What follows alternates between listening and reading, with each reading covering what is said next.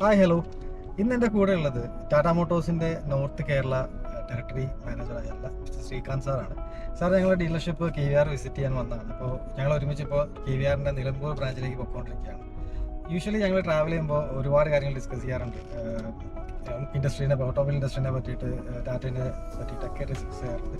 അപ്പോൾ ഞാൻ ആലോചിച്ചു നമുക്ക് അതൊന്ന് നിങ്ങൾക്കായിട്ട് ഷെയർ ചെയ്യാം, അങ്ങനത്തെ discussion topics. Sir welcome. Sir ഒന്ന് സാറിൻ്റെ ജസ്റ്റ് ഇൻട്രൊഡ്യൂസ് ചെയ്യാം. ഞാൻ കൊടുത്ത ഇൻട്രോയ്ക്ക് പുറമെ സാർ ഒന്ന് ഹായ്, എൻ്റെ പേര് ശ്രീകാന്ത് ആണ്.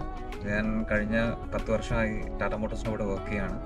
സോ ലാസ്റ്റ് ഒരു 9 വർഷത്തോളം കൊമേഴ്ഷ്യൽ വെഹിക്കിൾസും ഈ കഴിഞ്ഞ ഏപ്രിൽ മുതൽ, അതായത് 2024 ഏപ്രിൽ മുതൽ ടാറ്റ മോട്ടോഴ്സ് പാസഞ്ചർ വെഹിക്കിൾസുമായിട്ട് അസോസിയേറ്റ് ചെയ്താണ് വർക്ക് ചെയ്യുന്നത്. സോ ഞാൻ ഹാൻഡിൽ ചെയ്യുന്ന നോർത്ത് കേരള ഏരിയയിൽ KVRൻ്റെ 3 ഡീലർഷിപ്സാണ്. KVR automotive Palakkad, KVR automotive Malappuram and KVR dream Kannur and Kasaragod. So ഇതാണ് എൻ്റെ current role in Tata motors. Okay sir, 10 years ഒരു ലോങ് കാലഘട്ടമാണ്. 10 വർഷം ഒരു ബ്രാൻഡിൻ്റെ കൂടെ സാർ കണ്ടിന്യൂ ചെയ്തിട്ടുണ്ട്. അപ്പം ഇതിൻ്റെ ഒരു ഇനിഷ്യൽ സ്റ്റേജസ്, അത് ആദ്യമായി ടാറ്റയിൽ ജോയിൻ ചെയ്തൊരു സമയം, ടാറ്റയുടെ ഒരുപാട് ups and downs sir witness ചെയ്തിട്ടുണ്ട്. അപ്പം അതിൻ്റെ ഒരു എക്സ്പീരിയൻസ് പറയും, ആദ്യമായി ജോയിൻ ചെയ്ത ഒരു കാലഘട്ടം, ഇനിഷ്യൽ സ്റ്റേജൊക്കെ. Sure, okay. സോ ഞാൻ എൻ്റെ കരിയർ സ്റ്റാർട്ട് ചെയ്യുന്നത് 2009 അപ്പോൾ 1-2 കമ്പനികൾ വർക്ക് ചെയ്തിട്ടാണ് പിന്നീട് ഞാൻ ടാറ്റ മോട്ടോഴ്സിൻ്റെ ഓപ്പർച്യൂണിറ്റി എനിക്ക് വരുന്നത്. So 2014 November 3 if I remember correctly ഞാൻ ജോയിൻ ചെയ്യുന്നത് ടാറ്റ മോട്ടോഴ്സിൽ. സോ ഇനീഷ്യലി 2014 ജോയിൻ ചെയ്തത്, നവംബർ 3. സോ ഇതിനകത്ത് ആ ജേർണി എന്ന് പറയുന്നത് ഭയങ്കര ഒരു മെമ്മറബിൾ ആൻഡ് ഒരു so far it has been an exciting journey all together. And ഒരുപാട് നല്ല നല്ല എക്സ്പീരിയൻസ്, പിന്നെ ശരത്ത് പറഞ്ഞ പോലെ ഒരുപാട് മാർക്കറ്റ് അപ്സ് ആൻഡ് ഡൗൺസും, ഒരുപാട് നോംസും, അതായത് പൊല്യൂഷൻ നോംസ് റിവൈസ് ആയി. BS6 ഫേസ് 2 വന്നു. അതുപോലെ തന്നെ BS4 ടൈമിൽ ഞാൻ ഉണ്ടായിരുന്നു. So I have seen the different വരുന്നതൊക്കെ 2018 ആ ഒരു സമയത്താണ്. പുതിയ ഫേസിലേക്കൊക്കെ വന്ന ഒരു ടൈം. അതെ. Even during the tough times of Covid ആണെങ്കിലും ടാറ്റ മോട്ടോഴ്സ് വേറൊരു ട്രെമൻഡസ് ജേർണി ആയിരുന്നു. ടാറ്റ മോട്ടോഴ്സിന്റെ ഒരു ടേൺ അറൗണ്ട് ജേർണി എന്നൊക്കെ വേണമെങ്കിൽ പറയാം ആ ഒരു ടൈമിൽ, കേരളത്തിൽ എസ്പെഷ്യലി. സോ ടാറ്റ മോട്ടോഴ്സ് ഒരുപാട് കാര്യങ്ങൾ കേരളത്തിലെ ജനതയ്ക്ക് വേണ്ടിയിട്ട് ആ ഒരു സമയത്ത് ചെയ്തതും കൂടിയാണ്, കോവിഡ് ടൈംസിൽ എസ്പെഷ്യലി. കാസർഗോഡ് ഹോസ്പിറ്റലും എല്ലാം കൊണ്ടും. So all together it has been an exciting journey. Tata as a ബ്രാൻഡിൽ സാറിന് ഏറ്റവും ഇഷ്ടമുള്ള ഒരു കാര്യം, ആസ് എ ബ്രാൻഡ് ടാറ്റയുടെ സാറിന് ഏറ്റവും ഇംപ്രസ് ചെയ്ത, അല്ലെങ്കിൽ അങ്ങനെ ഒരു കാര്യമുണ്ട് as A brand? Tata as A brand, Tata Motors as A brand എല്ലാം ജനങ്ങൾക്ക് വേണ്ടി നിലകൊള്ളുന്നൊരു സ്ഥാപനമാണെന്നാണ് ഞാൻ വിശ്വസിക്കുന്നത്. അത് ഇപ്പോൾ കസ്റ്റമേഴ്സിനോടാണെന്നുണ്ടെങ്കിലും നമുക്ക് എല്ലാ രീതിയിലുള്ള കമ്മിറ്റ്മെൻറ്റ്സും കസ്റ്റമേഴ്സിനോടുണ്ട്. സോ എന്നും ടാറ്റ മോട്ടോഴ്സ് നിലകൊണ്ടിരിക്കുന്ന കസ്റ്റമേഴ്സിന് വേണ്ടിയിട്ടാണ്. സോ ഞാൻ ഇനീഷ്യലി ഞാൻ പറഞ്ഞ പോലെ ഞാൻ കൊമേഴ്ഷ്യൽ വെഹിക്കിൾസിൻ്റെ ഒരു പാർട്ടായിരുന്നു. സോ അവിടെ നമ്മൾ കസ്റ്റമറിനെ സപ്പോർട്ട് ചെയ്യാൻ വേണ്ടി ഏതൊരു എക്സ്റ്റെൻറ്റ് വരെ പോയി ചെയ്ത ഒരുപാട് കാര്യങ്ങളുണ്ടായിട്ടുണ്ട്. Even same Tata Motors passenger cars also നമ്മൾ കസ്റ്റമേഴ്സിന് വേണ്ടി തന്നെ നിലകൊള്ളുന്നതാണ്. കസ്റ്റമേഴ്സിൻ്റെ അഭിപ്രായങ്ങളും കസ്റ്റമേഴ്സിൻ്റെ ഫീഡ്ബാക്സും സജഷൻസും എല്ലാ രീതിയിലും, ഈവൻ നമ്മൾ service parameter of I take, സർവീസിലും ഇംപ്രൂവ്മെൻറ്റ്സ് കൊണ്ടുവരാൻ വേണ്ടി ഒരുപാട് കസ്റ്റമറിൻ്റെ ഫീഡ്ബാക്സ് നമ്മൾ എടുത്തിട്ടാണ് ചെയ്തിരിക്കുന്നത്. സോഷ്യൽ മീഡിയ വഴി വരുന്ന ഫീഡ്ബാക്സും എല്ലാം ടാറ്റ മോട്ടോഴ്സ് കാണുന്നുണ്ട്, എല്ലാം ടാറ്റ മോട്ടോഴ്സ് പരിഗണിക്കുന്നുണ്ട്. wherever possible we are coming back in a faster way. So നിങ്ങൾക്ക് ഗോയിങ് അഹെഡ് നിങ്ങൾക്ക് അതിനകത്ത് ഒരുപാട് ചേഞ്ചസും കാണാൻ പറ്റും, ഈവൻ അവർ പ്രോഡക്ട്സ് എവറിത്തിങ്. ചിലപ്പം ഈ 10 ഇയേഴ്സ് ആയിട്ട് പല പല ഡിസ്ട്രിക്റ്റിൽ കേരളത്തിൽ വർക്ക് ചെയ്തിട്ടുണ്ടാവും. അപ്പോൾ കേരള മാർക്കറ്റ് അല്ലെങ്കിൽ കേരള കസ്റ്റമേഴ്സ് ടാറ്റേനെ എങ്ങനെയാണ് നോക്കിക്കാണുന്നത്, അല്ലെങ്കിൽ അതിലൊരു കുറേ നല്ല മൂമെൻറ്റ്സ് ഉണ്ടാവുമല്ലോ. ചിലപ്പോൾ എനിക്ക് എക്സ്പീരിയൻസ് ഉണ്ട്, ടാറ്റയുടെ ചില കസ്റ്റമേഴ്സ് ടാറ്റേനെ പറ്റി ഭയങ്കര പ്രൗഡായിട്ടൊരു ഇന്ത്യൻ ബ്രാൻഡ് എന്നുള്ള രീതിയിൽ പറയും. ടാറ്റയുടെ ഒരു ചാരിറ്റി അങ്ങനത്തെ കുറേ കാര്യങ്ങളിലേക്ക് ഭയങ്കര ഇതാവും. ഇന്ത്യൻ ബ്രാൻഡ് എന്ന രീതിയിൽ ഭയങ്കരമായിട്ട് ടാറ്റേനെ കൺസിഡർ ചെയ്യുന്നുണ്ട്. അപ്പോൾ അങ്ങനത്തെ എക്സ്പീരിയൻസ് ഉണ്ടാവുമല്ലോ കേരളത്തിലെ പല മാർക്കറ്റിലും ഉണ്ടാവും. അപ്പോൾ അതെങ്ങനെയാണ്? സോ അത് പറയുകയാണെന്നുണ്ടെങ്കിൽ ഒരു കാര്യം പറയാം. അതായത് ഇപ്പോൾ ടാറ്റയുടെ ഐക്കോണിക് ബ്രാൻഡ്സായ സഫാരി എടുക്കാം നമുക്കൊരു എക്സാമ്പിളായിട്ട്. അപ്പോൾ എനിക്ക് സഫാരിയുടെ എല്ലാ ജനറേഷനും യൂസ് ചെയ്യുന്ന കസ്റ്റമേഴ്സിന് അറിയാം. അതായത് സഫാരി ആദ്യം ഇറങ്ങിയപ്പോൾ പോലെ ആ കൾട്ട് വെഹിക്കിൾ ഇന്നും അത് ഓരോ ഫേസ് മാറി അല്ലെങ്കിൽ ഓരോ അപ്ഡേഷൻസ് വരുമ്പോൾ അത് പഴയ വെഹിക്കിൾ കൊടുത്തിട്ടോ അല്ലെങ്കിൽ പഴയ വെഹിക്കിൾ റീറ്റെയിൻ ചെയ്തിട്ട് ഇപ്പോഴും ടാറ്റയുടെ സഫാരി വെഹിക്കിൾസ് യൂസ് ചെയ്യുന്ന കസ്റ്റമേഴ്സിന് അറിയാം. ഒരു fan boy image, super fan boy ഇത് അല്ലെങ്കിൽ ആ ഒരു കൾട്ട് ഇത് സൂക്ഷിക്കുന്ന ഒരുപാട് ആൾക്കാരുണ്ട്. സോ അത് വെച്ച് നോക്കുകയാണെന്നുണ്ടെങ്കിൽ ടാറ്റയ്ക്ക് ഒരു സ്ട്രോങ് ആയിട്ടുള്ള ഒരു ഫാൻ ബേസും അല്ലെങ്കിൽ സ്ട്രോങ് ആയിട്ടുള്ള ഒരു കസ്റ്റമർ ബേസ് ഉള്ളൊരു സ്ഥലമാണ് കേരളം. സോ ഡിഫറെൻറ്റ് മാർക്കറ്റ്സിൽ നമ്മുടെ തന്നെ മൾട്ടിപ്പിൾ ടിയാഗോ മുതൽ മലപ്പുറത്ത് തന്നെ ഒരു കസ്റ്റമർ ഞാൻ ഈ അടുത്ത് കണ്ടിരുന്നു. അതായത് ടിയാഗോ ഉണ്ട്, ആ കസ്റ്റമറിന് ഹാരിയർ ഉണ്ട്, സഫാരി ഉണ്ട്.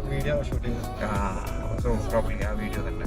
അപ്പോൾ ഞാൻ ആ കസ്റ്റമറിൻ്റെ I was very excited to see that customers feedback and long association with Tata Motors. അപ്പോൾ കസ്റ്റമർ എനിക്ക് തോന്നുന്നു ഇനീഷ്യലി ഐസ് വെഹിക്കിൾസ് ഉപയോഗിച്ചുകൊണ്ടിരുന്ന കസ്റ്റമർ ടാറ്റ EV വന്നപ്പോൾ ടാറ്റ EV എടുക്കാനും റെഡിയായി. ടാറ്റ EV ആളെ ടിയാഗോ കൊടുത്തിട്ടുണ്ട്. പിന്നെയും എനിക്ക് തോന്നുന്നു മൾട്ടിപ്പിൾ ഫ്രീക്വന്റ് റിപ്പീറ്റ് പർച്ചേസും നടന്നിട്ടുണ്ട്. ശരി, ഇലക്ട്രിക് വെഹിക്കിളിന്റെ കാര്യത്തിൽ ടാറ്റ മോട്ടോഴ്സ് ഒരു പയനിയറാണ്. കാരണം ആദ്യമായിട്ട് ഇന്ത്യൻ ബ്രാൻഡ് ഇലക്ട്രിക് വെഹിക്കിൾ കൊണ്ടുവന്നത് ടാറ്റയാണ്. ഇപ്പോൾ മാർക്കറ്റ് ലീഡറാണ്. ഒരുപാട് കസ്റ്റമേഴ്സ് ടാറ്റയിലേക്ക് വരുന്നുണ്ട്. അപ്പോൾ ഈ ഒരു മാർക്കറ്റ് ചേഞ്ച് EVയിലേക്കുള്ള കസ്റ്റമേഴ്സിന്റെ ഒരു താല്പര്യം അതിനെ എങ്ങനെ നോക്കുകയാണ് ടാറ്റയിൽ? അതെങ്ങനെ? സോ ശരത് പറഞ്ഞ പോലെ തന്നെ ടാറ്റ അതിനകത്തൊരു സിഗ്നിഫിക്കൻറ്റ് ലീപ്പ് ഈ ഇൻഡസ്ട്രിയിൽ എടുത്തിരിക്കുന്ന ഒരു മാനുഫാക്ചറാണ്. സോ ഇലക്ട്രിക് വെഹിക്കിൾ ഇൻഡസ്ട്രി നോക്കിക്കഴിഞ്ഞാൽ തന്നെ ടാറ്റ മോട്ടോഴ്സിൻ്റെ ഒരു സ്പ്രെഡ് അല്ലെങ്കിൽ ടാറ്റ മോട്ടോഴ്സ് അതിനുവേണ്ടി കോൺട്രിബ്യൂട്ട് ചെയ്തിരിക്കുന്നത് തന്നെ വളരെ വലിയൊരു കാര്യമാണ്. ഇത്രയും ചുരുങ്ങിയ സമയം കൊണ്ട് തന്നെ നമുക്ക് ഇപ്പോൾ ടിയാഗോ ഉണ്ട്, എക്സ്പ്രസ് ടി ഉണ്ട്, പഞ്ച് ഉണ്ട്, നെക്സോൺ ഉണ്ട്, കേർവ് ഉണ്ട്. അങ്ങനെ ഒരുപാട് ഒരു അറേ ഓഫ് പ്രോഡക്ട്സ് തന്നെ ടാറ്റ മോട്ടോഴ്സ് ഇന്ത്യയിൽ ലോഞ്ച് ചെയ്തിട്ടുണ്ട്. സോ കേരളവും ഒട്ടും ഈ ഒരു മാർക്കറ്റിനെ സമീപിച്ചിരിക്കുന്നത് അല്ലെങ്കിൽ ഇലക്ട്രിക് വെഹിക്കിൾ ഇൻഡസ്ട്രിയെ സമീപിച്ചിരിക്കുന്ന ആ രീതിയിൽ തന്നെയാണ്. ഒരു മെച്ചൂർഡ് മാർക്കറ്റ് ആയതുകൊണ്ട് തന്നെ EV adoption probably one of the highest EV adoption any state നോക്കുവാണെങ്കിൽ കേരള തന്നെ ആയിരിക്കും. സോ അപ്പോൾ നമ്മളിപ്പോഴത്തെ നമ്മളിപ്പോൾ ഈ സംസാരിച്ചുകൊണ്ടിരിക്കുമ്പോൾ നമ്മൾ ഒരു 2 lakh EVs വിറ്റ് കഴിഞ്ഞിരിക്കുന്ന ഒരു സമയമാണ് ഇന്ത്യയിൽ. അതിൽ തന്നെ ക്ലോസ് ടു 40% ഓഫ് EVs നമ്മൾ വിറ്റിരിക്കുന്നത് കേരളത്തിലാണ്.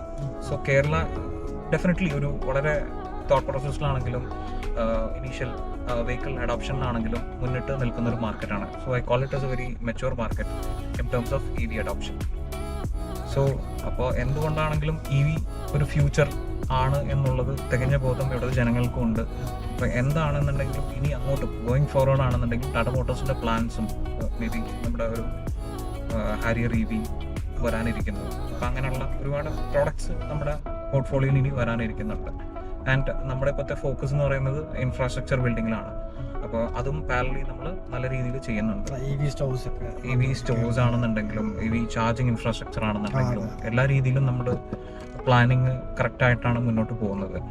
So going forward EV industry penetration കൂടുന്നതാണ് ഞാനും പ്രതീക്ഷിക്കുന്നത്. ആദ്യമൊക്കെ ചാർജിങ് സ്റ്റേഷൻ്റെ ഒരു ഇഷ്യൂസ് കുറവാണെന്നുള്ളത്. പക്ഷെ ഇപ്പോൾ എല്ലായിടത്തും ചാർജിങ് സ്റ്റേഷനായി.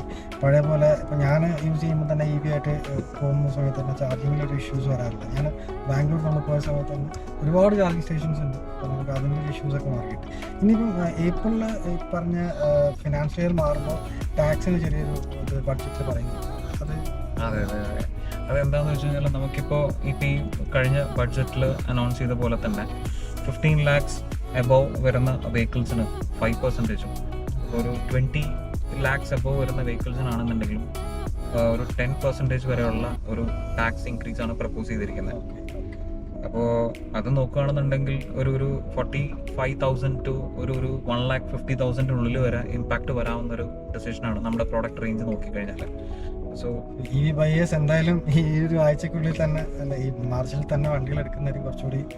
അതെ തീർച്ചയായിട്ടും അതെ. സോ നമുക്ക് നോക്കിക്കഴിഞ്ഞാൽ ഇപ്പം ഹൈ ടിക്കറ്റ് പ്രോഡക്റ്റ്സ് ആയ നെക്സോൺ ആണെങ്കിലും അല്ലെങ്കിൽ കേർവ് EV ആണെന്നുണ്ടെങ്കിലും അതിൻ്റെ വേരിയൻസ് നോക്കുന്നവർ നമ്മളിപ്പോൾ നെക്സോൺ ആണെങ്കിൽ പ്രോബ്ലി എംപോർട്ട് പ്ലസ് ആ കാറ്റഗറിയിലേക്ക് വരുന്ന വേരിയൻ്റ് ആണെങ്കിലും കേർവ് EV ആണെന്നുണ്ടെങ്കിലും നമുക്ക് ഈ പറയുന്ന പോലെ ടാക്സിൽ ഒരു ഇത് വരാൻ ചാൻസ് ഉണ്ട് നമുക്ക്. അപ്പോൾ അതുകൊണ്ട് I would advise customers to make a fast decision in terms of purchase. Maybe we have another less than 10 days, so it is wise to take a decision soon. എന്നാണ് എൻ്റെ ഒരു അഭിപ്രായം. ചിലപ്പം പറഞ്ഞ ഒരു ഹാരിയർ അപ്പോൾ എനിക്ക് ടാറ്റയുടെ എന്താണ് അപ്പം പ്ലാൻസ്, പുതിയ ലോഞ്ചസ് ഡിസ്ക്ലോസ് ചെയ്യാൻ പറ്റുന്ന ഫ്യൂച്ചർ പ്ലാൻസ് ഒക്കെ ഉണ്ടെങ്കിൽ ഒന്ന് ഷെയർ അത് ചെയ്താൽ. ഞാനിപ്പോൾ പറഞ്ഞ പോലെ തന്നെ ഹാരിയർ EV ആണ് നമ്മുടെ ഇമീഡിയറ്റ് ആയിട്ട് വരാൻ പോകുന്ന ഒരു പ്രോഡക്റ്റ്. അപ്പോൾ അതാണിക്കും നമ്മുടെ ഈ പറയുന്ന പോലെ ദ നെക്സ്റ്റ് ഓഫറിങ് എന്ന് പറയുന്നത്. സോ അതിൻ്റെ പ്ലാനിങ്ങിലാണ് ഇപ്പോൾ നടന്നുകൊണ്ടിരിക്കുന്നത്. ഫൈനൽ ഡീറ്റെയിൽസോ കാര്യങ്ങളൊന്നും കമ്പനി സ്പെക് കാര്യങ്ങളൊന്നും ഫുള്ളായിട്ട് ഡിസ്ക്ലോസ് ചെയ്തിട്ടില്ല. Still we can expect very soon.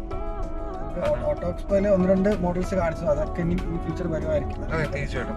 പോലുള്ള വണ്ടികളൊക്കെ ഓട്ടോക്സ്പോയിൽ കണ്ടതിനുള്ള ഒരു ഇതാണ് നമുക്കുള്ളത്. പക്ഷേ കസ്റ്റമേഴ്സ് ഒരുപാട് എൻക്വയറി ചെയ്യുന്നുണ്ട് ഈ പറയുന്ന അങ്ങനത്തെ വണ്ടികളൊക്കെ, കോൺസെപ്റ്റ് മോഡൽസ് ഒക്കെ ടാറ്റ. തീർച്ചയായിട്ടും കോൺസെപ്റ്റിനെക്കാട്ടും കൂടുതൽ എനിക്ക് തോന്നുന്നു ഹാരിയർ EV ആണെങ്കിൽ ഇമീഡിയറ്റ്ലി നിങ്ങൾക്ക് പ്രതീക്ഷിക്കും. സെക്കൻഡ്ലി സിയറ ആണെന്നുണ്ടെങ്കിലും സിയറയും ഈ പറഞ്ഞ പോലെ അതിൻ്റെ ലോഞ്ച് ഈ വർഷം തന്നെ ഉണ്ടാവുമെന്നാണ് നമ്മൾ പ്രതീക്ഷിക്കുന്നത്. കൂടുതൽ ഡീറ്റെയിൽസ് റിഗാർഡിംഗ് ഡേറ്റോ അങ്ങനെയൊന്നും ഒഫീഷ്യലി നമുക്ക് ഇൻറ്റിമേഷൻ വന്നിട്ടില്ല. Still you can see a lot of products coming in both EV ഐസിലും വരുന്ന നമുക്ക് കാണാൻ പറ്റും ഈ വർഷം തന്നെ. ടാറ്റയുടെ പ്ലാൻ ഭയങ്കര അഗ്രസീവാണ്. ആ രീതിയിൽ തന്നെയാണ് നമ്മൾ ഫുൾ ഫ്ലെജ്ഡ് ആയിട്ട് മുന്നോട്ട് പോകുന്നത്. നമ്മൾ ഏകദേശം നിലമ്പൂർ ഷോറൂം എത്താറായിട്ടുണ്ട്. Sir, one last question, which is your favourite car and why? Which is favourite Tata car? എനിക്ക് എൻ്റെ ഫേവറേറ്റ് കാർ എന്ന് ചോദിച്ചു കഴിഞ്ഞാൽ അത് പേഴ്സണലി പറയുകയാണെങ്കിൽ ഞാനിപ്പോൾ ഡ്രൈവ് ചെയ്തിരിക്കുന്നതും എനിക്ക് കംഫർട്ടബിൾ ആയിട്ട് തോന്നിയിട്ടുള്ളതെന്ന് വെച്ച് കഴിഞ്ഞാൽ എൻ്റെ ഒരു അടുത്തൊരു ബൈ എന്ന് പറഞ്ഞു കഴിഞ്ഞാൽ probably it would be a Tata Harrier. So അതിൻ്റെ ആർക്കിടെക്ചർ ആണെങ്കിലും അതിൻ്റെ overall everything related to design, അത് കംഫോർട്ട്, അത് റോഡ് പ്രസൻസ്, എന്ത് നോക്കിക്കഴിഞ്ഞാലും എനിക്കൊരു പ്രോബ്ലി എനിക്കിപ്പോൾ ഉള്ള അതിൽ എനിക്കൊരു അടുത്ത വെഹിക്കിൾ പർച്ചേസ് ചെയ്യണം എന്ന ആഗ്രഹം തോന്നുന്നത് ടാറ്റ ഹാരിയറാണ്. പ്രോബബ്ലി EV ആയിരിക്കാം, പ്രോബബ്ലി ഐസ് ആയിരിക്കാം. ഒരു ഡെസിഷൻ പോയിന്റിലാണ് ഇപ്പോൾ ഉള്ളത്. എന്തായാലും പെട്ടെന്ന് തന്നെ നടക്കട്ടെ, അത് KVR തന്നെ എടുക്കട്ടെ എന്തായാലും. ആയിക്കോട്ടെ സാർ, അപ്പോൾ നമ്മൾ നിലമ്പൂരേക്ക് ഷോറൂമിലേക്ക് എത്താണ്. സോ ബാക്കി വിശേഷങ്ങൾ നമ്മൾ അടുത്ത വീഡിയോയിലേക്ക് കാണാം. Okay, thank you Sarath.